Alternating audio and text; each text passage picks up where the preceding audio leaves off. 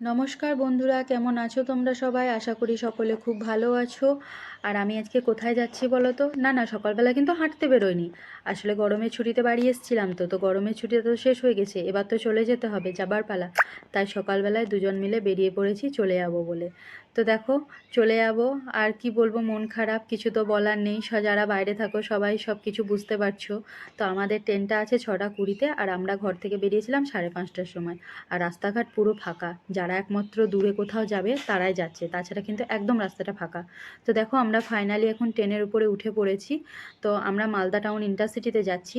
আর আকাশটা দেখছো তো, আজকে কিন্তু একদম মেঘলা, অতটা কিন্তু রোদ নেই।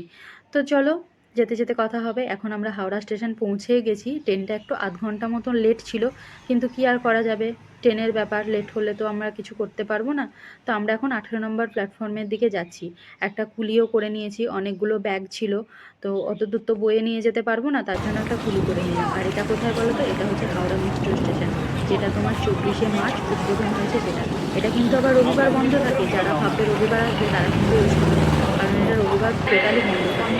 আর আমরা ফাইনালি এখন 18 নম্বর প্ল্যাটফর্মের দিকে চলে যাচ্ছি। আমাদের একদম সামনের দিকে রিজার্ভেশনের এরিয়াটা পড়েছে, তো সামনের দিকে একটু যেতে হবে। তো ওই জন্য সামনের দিকে চলে যাচ্ছি। আর দেখো, আমাদের ট্রেনটা এখন ঢুকেই গেছি। আর ও গেছে আমাদের এসে খাবার আনতে, কিছু শুকনো খাবারগুলো আর কি, যে ট্রেনে যেতে যেতে খাবো বলে। তো চলো ট্রেনে বসি। ট্রেনে বসেও আমি দেখলাম যে হাওড়া স্টেশন ছেড়ে চলে যাচ্ছি, ট্রেনটাও ছেড়ে দিল। এখন খুব স্লোতে ছেড়েছে আর কি, তারপরে একটু স্পিড দিয়ে দিবে। তো দেখো, মনটাও খুব খারাপ, বারবার চলে যাচ্ছি, আবার কবে আসবো জানি না।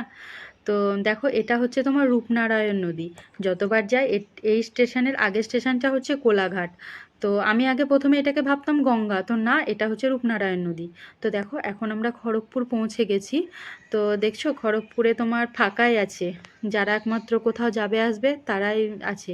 আর অতটা কিন্তু লোকজনও নেই। আর আরেকটা কথা বলি তোমাদেরকে, এই সামনে যে ট্রেনটা দেখতে পাচ্ছ, এটা হচ্ছে তোমার জ্ঞানেশ্বরী এক্সপ্রেস। এটা 2010 সালে যেটা অ্যাক্সিডেন্ট হয়েছিল সেই ট্রেনটা।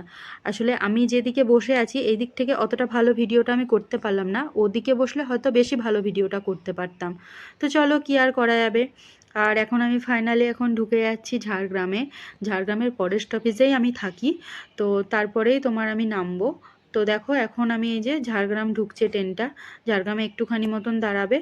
আর দেখো, চলে এলাম ঝাড়গ্রাম এবার। আর আমার মনটা দেখেছো কত উদাস, মন খারাপ খুব আমার। আর ফাইনালি আমি এখন ফ্ল্যাটের মধ্যে চলে এসেছি। তো আস্তে আস্তে ফ্ল্যাটে এবার ঢুকবো, ব্যাগপত্রগুলো সব নামিয়ে নিলাম। তো দেখা হবে পরের একটা ভিডিওতে।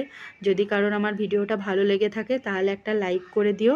আর যারা আমার চ্যানেলে নতুন, তারা আমার চ্যানেলটাকে একটু সাবস্ক্রাইব করে দিও। দেখা হচ্ছে পরের একটা ভিডিওতে। সবাই ভালো থাকবে, সুস্থ থাকবে, সাবধানে থাকবে। দেখা হচ্ছে পরের একটা ব্লগে।